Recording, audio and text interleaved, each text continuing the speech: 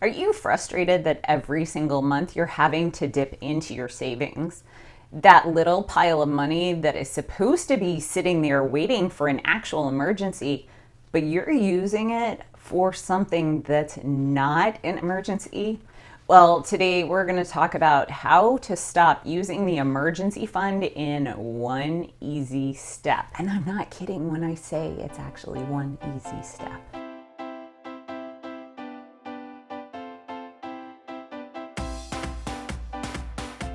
Hi, I'm Wendy Valencia. You know the cycle. You borrow against your emergency fund, you swear that next month you'll be better, and maybe you even pay back what you already borrowed at the beginning of the month.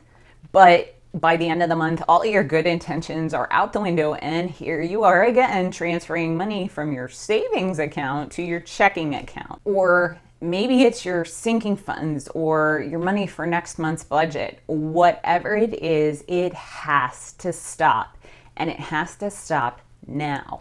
Before we get into how to fix the problem, first you need to discover why it's actually happening. So if you are diving into your emergency fund every single month, then there's really one reason and one reason only this is happening, and don't kill the messenger.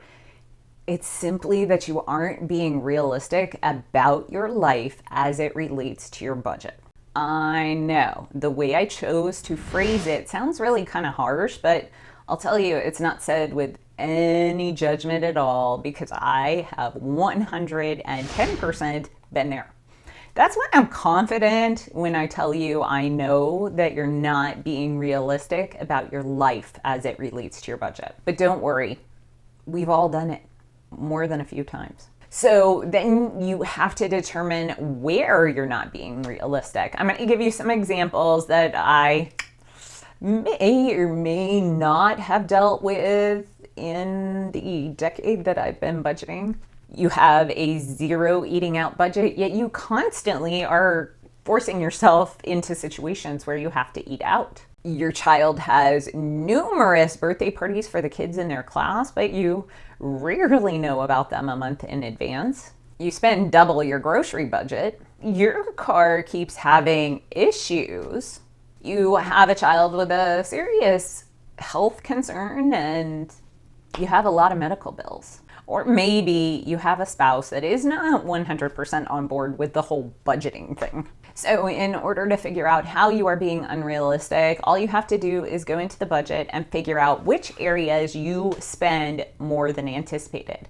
And if you use a budgeting software like EveryDollar, you'll probably actually need to write down your starting budget points at the beginning of every month so you can see where you're making changes throughout the month. And then over the course of a couple of months, make note whether it's the same thing every month or different things from month to month. My guess is that you're going to start seeing some pretty strong patterns of overspending pretty quickly. That might be why I have an online spending category. It may be that I was going to spend the money anyway, so I went ahead and put it in there. But just as important as where you are not being realistic about your life as it relates to your budget is why you are being unrealistic. Are you being unrealistic because you're working off someone else's standards? Meaning, are you making your budget based on what you think it should be because that's what you see other people doing? Like, for example, do you spend a lot of time on YouTube and Instagram and you see that other people's grocery budgets are like $200 and $300 for a family of four? And you see it so often that you think $200 to $300 is what it should be, but you're regularly spending $500 a month on groceries. Well, guess what? The FDA actually puts out a monthly report, and in April of 2019, it said that a thrifty, and this is the thrifty budget for a family of four with two very young children, is actually $566.70. So maybe you're basing your standards on what a bunch of Instagrammers and YouTubers are saying, and you're being 100% unrealistic about yourself. And if you want to check out that FDA report, I'll link you to the page where they post all of them. So when they upload the new report every month, you can go in and check and see if you're more in line with their budgeting. I know we are, and we're not thrifty. But do me a favor and open it in a separate window so my video doesn't get penalized for you going off the YouTube platform.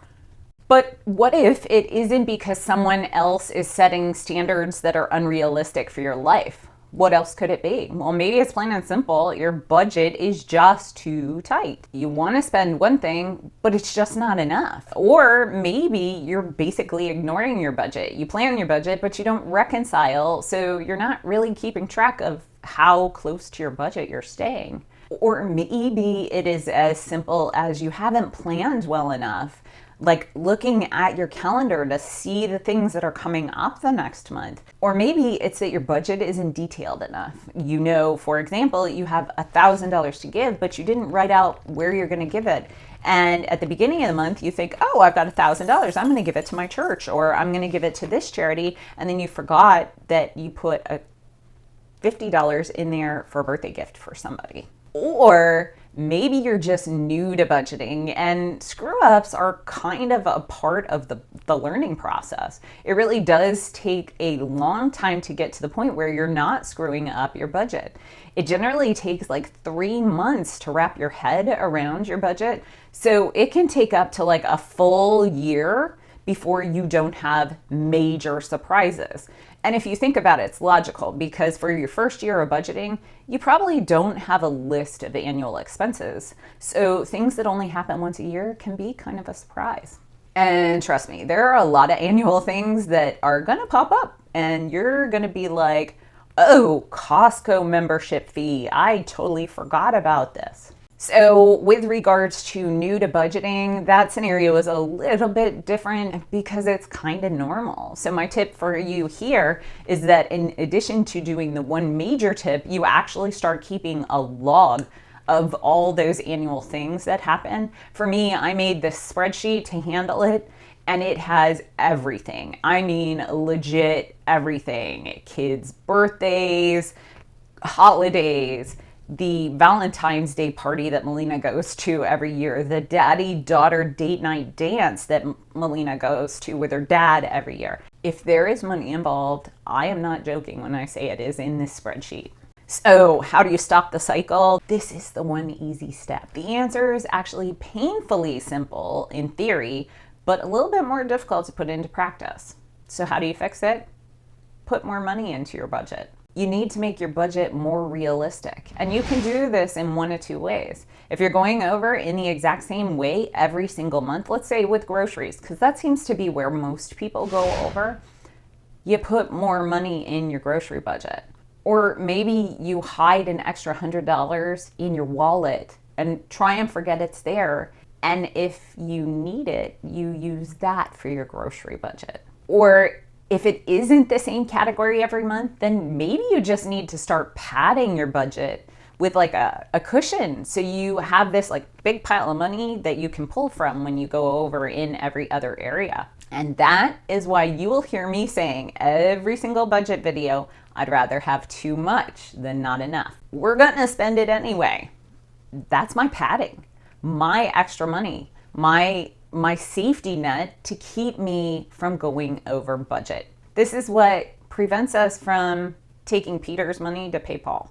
And if you have to cut slightly back on your financial goals just to do this, then you really still need to do it, because if you're spending out of your emergency fund every single month, one day you're going to actually need that emergency fund and it's not going to be there. And then what are you going to do? Remember, the whole point of a budget is to follow the budget. And if you want to be successful at it, then you really need to be realistic about where you're going to spend. Your budget is your budget, and it really should reflect your family's behavior. You have to stop the cycle because, like I just said, one day you're going to have a genuine emergency, and guess what? You won't have an emergency fund to borrow from. So if you want to see how Mauricio and I determine if an event is actually emergency fund worthy, I'm going to link it right up here and also down in the description box, so you can determine if your issue is something that you should use your emergency fund for. So I'll see you in the next one. See ya. We're out.